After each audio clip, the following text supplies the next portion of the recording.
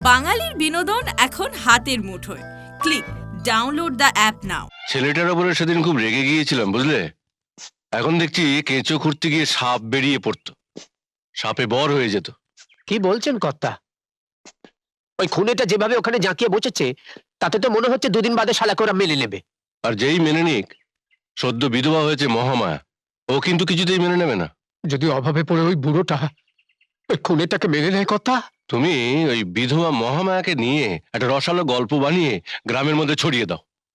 কিন্তু কর্তা, বউটা তো খুনিটার সঙ্গে কথা বলা তো দূরের কথা, দেখাই করে না।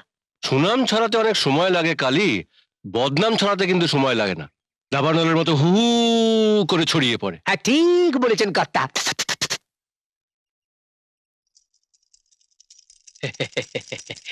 এই কর্তা পাঠালেন তোমাদের খোঁজ খবর নিতে। তা জমি জমা চাষের কোনো বন্দোবস্ত হলো? না। ভাগে দিতে চাইলাম, কেউ নিতে রাজি হচ্ছে না। সে কি, কেন?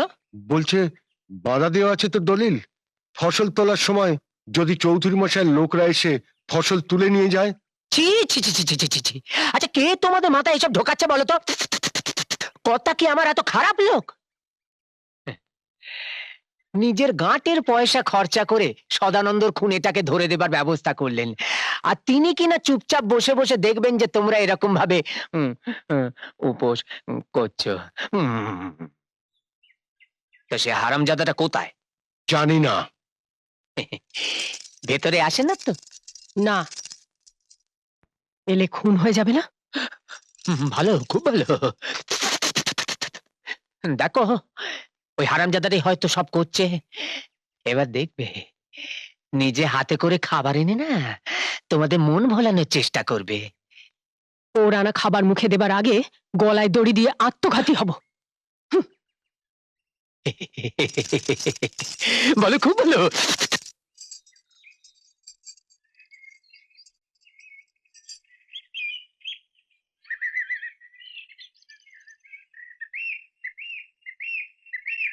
কার ধ্যান করছো?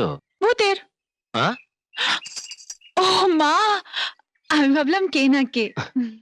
আমি তো ভাবলাম তুমি আমার ধ্যান করছো। ইস, আমার বই গেছে তোমার ধ্যান করতে। বই গেছে? তাছাড়া আর কি। সবাই কি বলছে জানো? কি বলছে? বলছে যে যেই লোকটা আমার দাদাকে খুন করেছিল তাকে নাকি তুমি আরজি দিয়ে আদালতে বাঁচিয়ে দিয়েছো। হ্যাঁ। কেন দিয়েছো?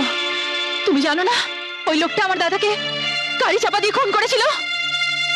সঞ্জয়কে আমি আগে থেকে চিনি হাসি, আর আমি জানি যে গাড়ি চাপা শুধুমাত্র মানুষের দোষে হয় না, গাড়ির দোষেও হয়।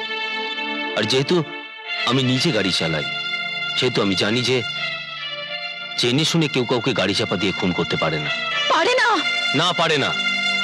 তাছাড়া তোমার দাদার সাথে সঞ্জয়ের কোনোদিন দেখাই হয়নি, চেনা তো দূরের কথা। কেন তোমার দাদাকে খুন করতে যাবে বলো? আমাদের বাড়িতে ওকে কেউ বিশ্বাস করে না, এমনকি কথাও বলে না। ও কিন্তু তোমাদের সাহায্য করবে বলেই তোমাদের বাড়িতে এসেছে। কে নিচ্ছে ওর সাহায্য? উপকার না নাও, অন্তত ঘৃণা করো না। তাই বলে ওকে আমরা কোনো খাতির করতে পারবো না। সেটা তোমাদের বিচার। সঞ্জয়ের দুর্ভাগ্য যে সে এরকম দুর্ঘটনা ঘটিয়েছে।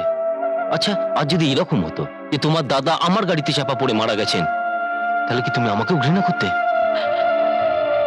তোমাকে তো আমরা চিনি। সঞ্জয়কে একটু চেনার চেষ্টা করো, দেখবে মানুষটা খারাপ নয়।